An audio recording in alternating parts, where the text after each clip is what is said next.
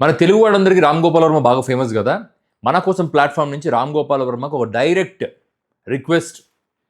చూడండి, గతంలో మీరు చేసిన కొన్ని సినిమాల వల్ల మేము మీకు ఫ్యాన్స్ అయ్యాం. ఆ తర్వాత మీరు ఎంత భయంకరమైన సినిమాలు తీసినా కూడా we're just respecting you because of the past work you have done. నిజంగా మీలో ఇంకా డైరెక్టర్ బతికుంటే ఆంధ్రప్రదేశ్లో ఇవాళ గాదే సాయి కృష్ణ అని ఒక రౌడీ షీటర్గా పిలువబడుతున్న ఒక 23 ఏళ్ల యువకుడి హత్య జరిగిందండి. వాడు యాక్చువల్లీ మిస్సింగ్. అది ఒక క్రైమ్ థ్రిల్లర్ కన్నా బ్యూటిఫుల్గా ఆంధ్రప్రదేశ్లో కథ కుకప్ అయ్యింది.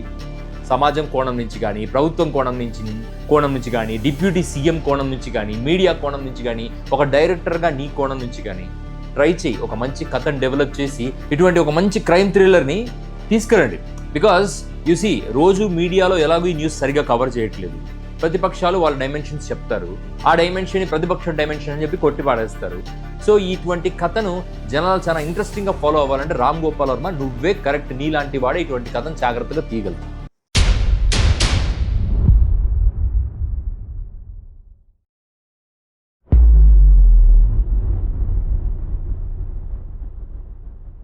మన కోసం ఛానల్ చూస్తున్న మీ అందరికీ నమస్కారం. నా ఛానల్ని సబ్స్క్రైబ్ చేసుకుంటున్న మీ అందరికీ I'm very happy that you are subscribing.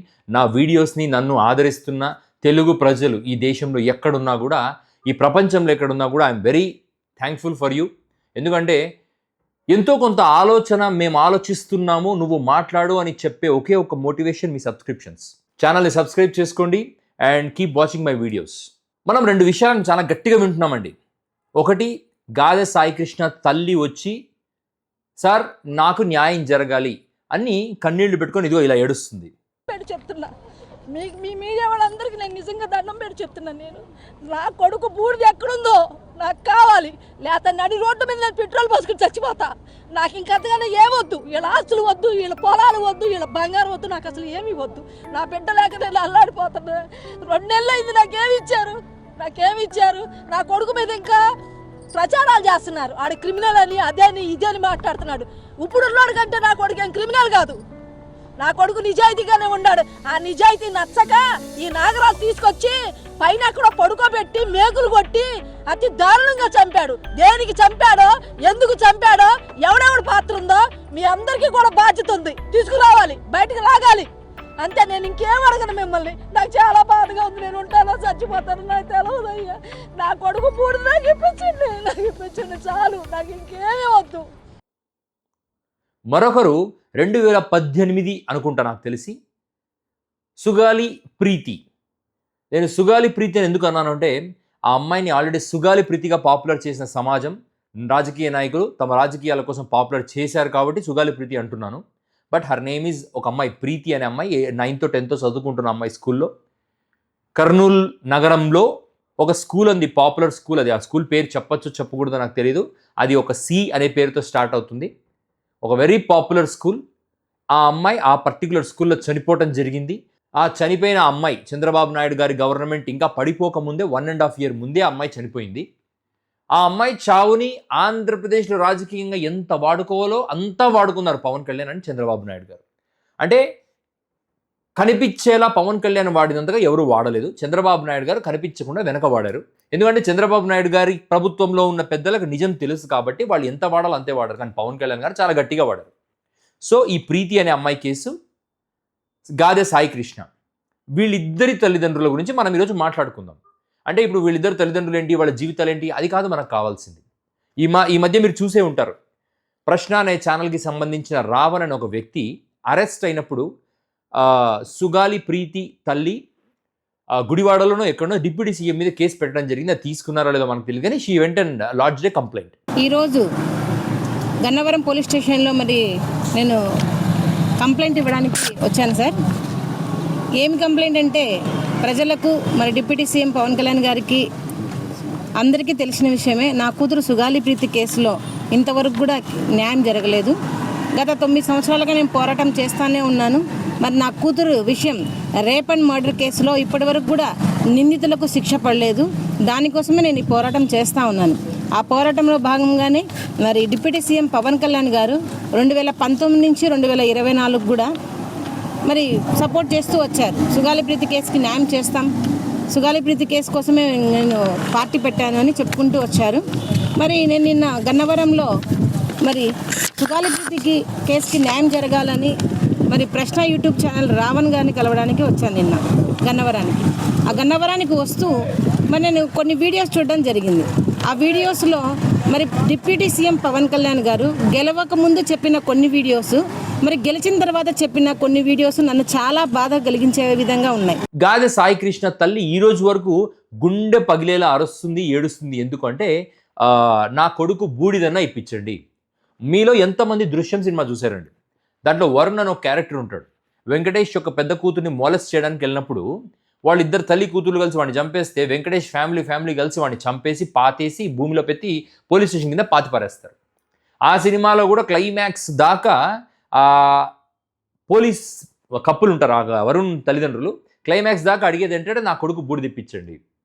పాపం అక్కడ కూడా వెంకటేష్ కానీ మలయాళంలో మోహన్ లాల్ కానీ లాస్ట్ వరకు బూడిద ఇవ్వరు. ఎందుకు ఇవ్వరు అంటే ఇస్తారు కానీ ఒక ప్రూఫ్ లేకుండా ఒక చోటుకు వచ్చి ఇచ్చేస్తాడు, ఎందుకంటే లాస్ట్ రైట్స్ చేసుకోవడానికి.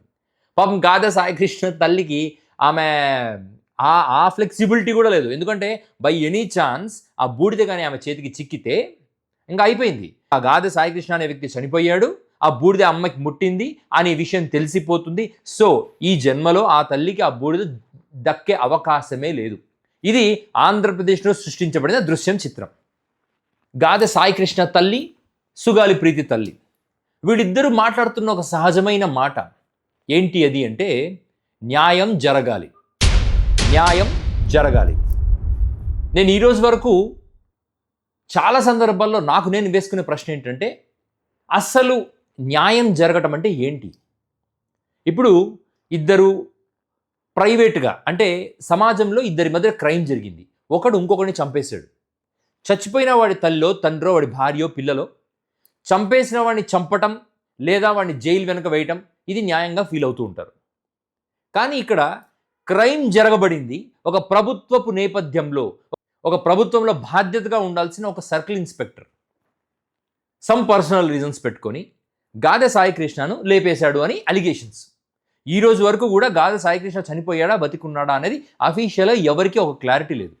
కోర్టుల ముందర క్లారిటీ లేదు, పోలీసుల ముందర క్లారిటీ లేదు, సిట్టు ముందర క్లారిటీ లేదు, చంద్రబాబు నాయుడు గారి ముందర క్లారిటీ లేదు. కానీ చంద్రబాబు నాయుడు గారు గాదె సాయి కృష్ణ గారి తల్లిని పిలిపించి కూర్చోబెట్టుకొని అమ్మా మీకు న్యాయం చేస్తాను, మీకు ప్రభుత్వం భరోసాగా ఉంటుంది, మీకు ఏమి ఇవ్వగలము మేము అని మాట్లాడుకున్నారో ఏం మాట్లాడుకున్నారో తెలియదు. కానీ ఆ తల్లి బయటికి వచ్చిన తర్వాత నాకు న్యాయం చేస్తానన్నాడు చంద్రబాబు నాయుడు గారు, మాకు ఏ రాజకీయాలు అవసరం లేదు, మేము మాకు చంద్రబాబు గారు న్యాయం చేస్తారు.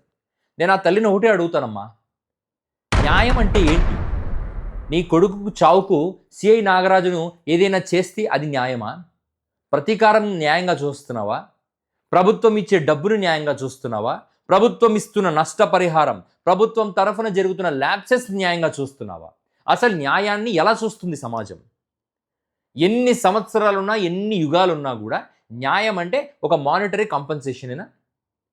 ఒకరిని లేపేసి ఒక తప్పు వల్లనో ఒక మిస్ఇంటర్ప్రిటేషన్ వల్లనో ఒకరిని లేపేయటం జరిగితే ప్రభుత్వం వచ్చి ఒక సెటిల్మెంట్ చేసుకోవడాన్ని న్యాయంగా చూస్తున్న సమాజాన్ని మనం ఏమనుకోవాలి?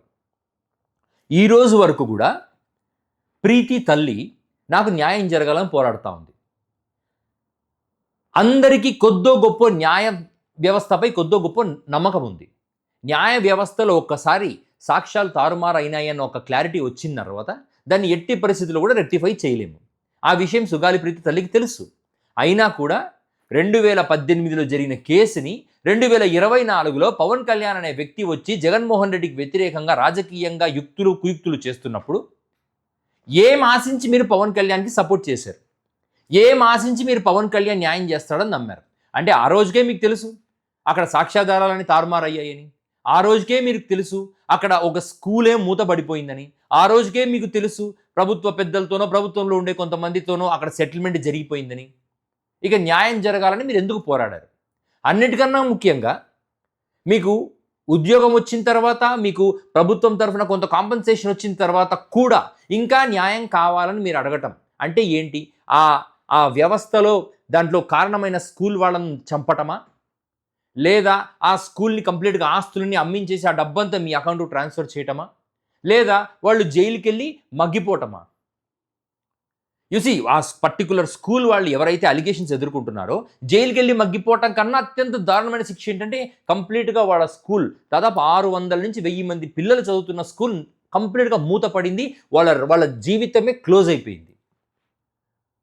వాళ్ళు ఈరోజు ఏం అనుభవిస్తున్నారు అన్నది వాళ్ళకి మాత్రమే తెలుస్తుంది. ఎందుకంటే తప్పు చేసిన వాడు ఖచ్చితంగా సుఖంగా ఎక్కడా ఉండడు.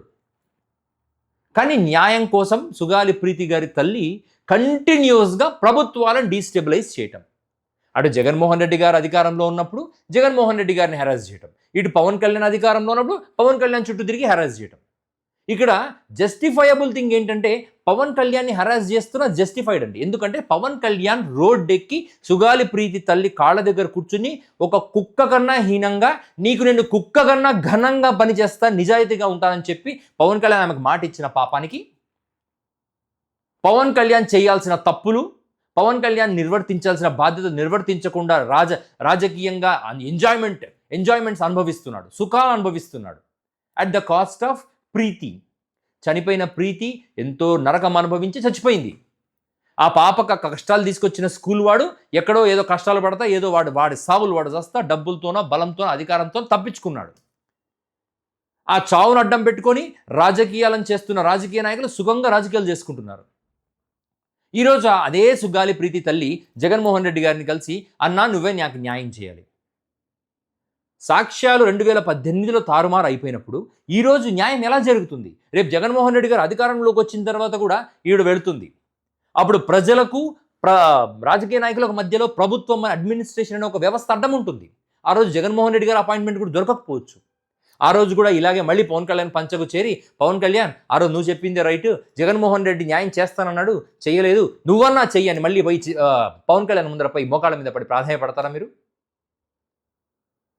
First of all you should have the clarity about what is the న్యాయం means, what does the justice means. ఎంతసేపు రాజకీయ నాయకులకు తొత్తులుగా మారి లైమ్లైట్లో ఉంటున్నాం కదా అని చెప్పి జస్టిస్ని అవహేళన చేస్తూ రాజకీయ నాయకుల తప్పులను మీరు కప్పిపుచ్చే విధంగా ఇటువంటి పనులు చేయడం తప్పు కాదా? ప్రీతి గారి తల్లి నేను రిక్వెస్ట్ చేస్తున్నాను. న్యాయం అంటే ఏంటో డైరెక్ట్గా వచ్చి సమాజం ముందర కూర్చోండి. సరే, ప్రీతికి అన్యాయం జరిగింది, ప్రీతిలాగా అన్యాయం అయిపోతున్న బాలికల తరఫున మీరు ఎప్పుడన్నా నిలబడ్డారా? ప్రీతి తరఫున అన్యాయం అయిపోతున్న బాలికలకు ప్రభుత్వాలు చేస్తున్న అన్యాయాల గురించి మీరు ఎప్పుడన్నా ప్రశ్నించారా? ప్రీతిలాగా నరకం అనుభవిస్తున్న బాలికలు ఎంతమంది ఉన్నారో గుర్తించడంలో మీరు ఏమైనా ప్రయత్నం చేస్తున్నారా? What you can do is go and stage a dharna before Pawan Kalyan home. What you can do is go and take an appointment with Jaganmohan Reddy and speak with him. ఒక జగన్మోహన్ రెడ్డితోనో పవన్ కళ్యాణ్తోనో చంద్రబాబు నాయుడు గారితోనో మాట్లాడుతున్నారు, కానీ మీ కూతురులాగా అన్యాయం అయిపోయిన ఎంతమంది ఆడపిల్లల గురించి మీరు మాట్లాడుతున్నారో చెప్పండి. న్యాయం అంటే కాంపెన్సేషన్ తీసుకోవటమో, మనకు తప్పు జరిగిన వాళ్ళని తీసుకెళ్లి జైల్లో పెట్టడమో కాదు. అటువంటి తప్పు మళ్ళీ జరగకుండా చూసుకునే ప్రతి అడుగు మీరు వేయటం. అటువంటి ఒక్క ప్రక్రియ కూడా మీరు చేస్తున్నారో లేదో నాకు తెలియదు. యాజ్ ఆఫ్ నౌ నాకు తెలియదు, మీరు ప్రపంచానికి కూడా చూపించుకోవట్లేదు. మీరు చూపించుకుంటుందల్లా నాకు న్యాయం జరగాలి, పవన్ కళ్యాణ్కి వ్యతిరేకంగా పోరాడాలి, నాకు న్యాయం జరగాలి, జగన్కి వ్యతిరేకంగా పోరాడాలి, నాకు న్యాయం జరగాలి, చంద్రబాబు నాయుడుకి వ్యతిరేకంగా పోరాడాలి. ఇక గాదె సాయికృష్ణ తల్లి, అమ్మ మీ కడుపు కోత గురించి మాకు తెలుసు. మీ కొడుకుని ప్రభుత్వంలో బాధ్యతగా ఉండాల్సిన ఒక సర్కిల్ ఇన్స్పెక్టర్ టార్చర్ పెట్టి సూదులతో గుచ్చి మేకులు కొట్టి చంపడం మీరే మీడియా ముందరకు వచ్చి చెప్తున్నారు. మరి మీ బాధ్యత ఏంటి? ఎంతసేపు పోయి నా కొడుకు బూడిద ఇవ్వండి అని అడుక్కోవడమేనా? మీ ప్రాణం పోయేదాకా పోరాటానికి మీకు బాధ్యత లేదా? ఆంధ్రప్రదేశ్లో వ్యవస్థలు పని చేయకపోతే మీరు దేశంలో అన్ని వ్యవస్థల సపోర్ట్ తీసుకోవాల్సిన బాధ్యత లేదా? న్యాయ పోరాటం చేయాల్సిన ధర్మం లేదా? ఈ తల్లి పొరపాటునే న్యాయ పోరాటం చేయడం మొదలు పెడితే ఈరోజు ఆ తల్లి తనకు తానే చెప్పడం మొదలుపెట్టింది, నన్ను కూడా చంపేస్తారేమో అని. అండ్ ఇక్కడ ఐరనీ ఆఫ్ ద కేసు ఏంటో తెలుసా మీకు? ఆ చంపిన సిఐ కూడా నన్ను కూడా చంపేస్తానని పోయి కోర్టులో పిటిషన్ వేశాడు. ఇంతమందిని చంపడానికి శక్తి కలిగిన ఆ వెనక ఉన్న బలమైన శక్తి ఎవరు? ప్రభుత్వం గుర్తించలేదా ఇప్పటిదాకా?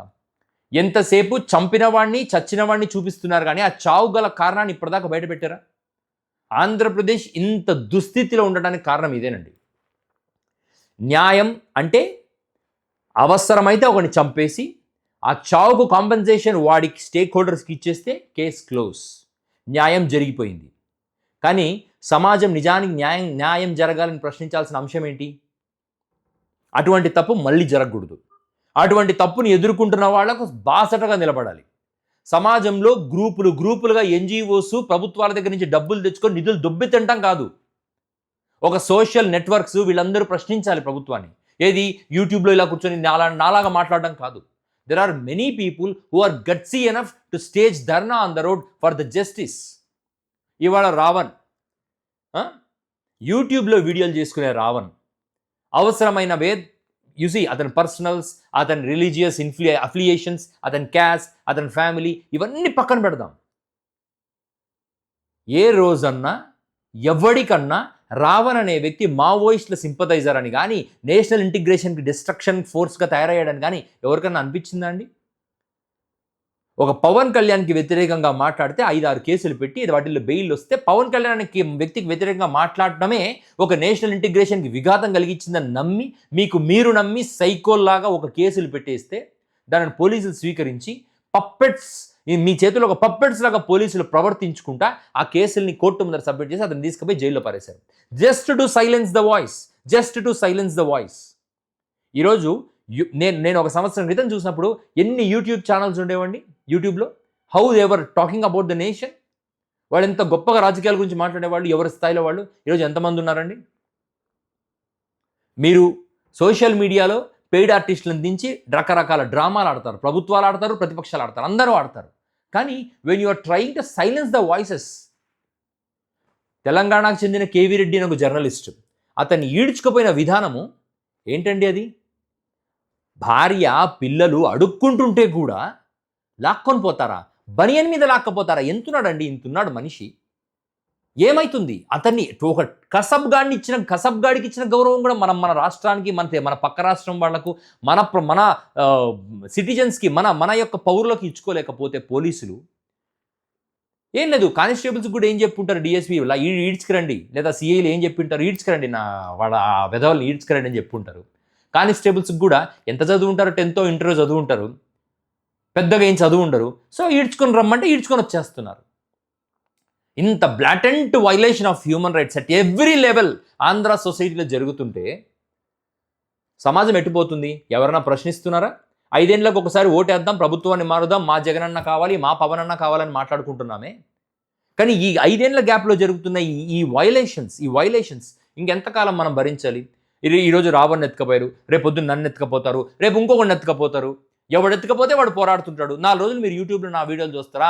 వీడిని ఎత్తుకపోయారా? బాగా ఎత్తుకపోయారు. వాడిని ఎత్తుకపోయారా? సూపర్. వాడు మాట్లాడితే ఎత్తుకపోరా అండి? వాడు సీతమ్మని తిట్టాడు, వీడు రాధమ్మని తిట్టాడు, వాడు రాముడిని తిట్టాడు. అరే ఎవడు తిట్టట్లేదా? తిడితే వచ్చే నష్టం కూడా ఏం లేదురా దేశానికి. మన జీవితం జీవించటానికి అవసరమైన అత్యంత బలమైన ఫ్రీడమే మనం కోల్పోతున్నామే.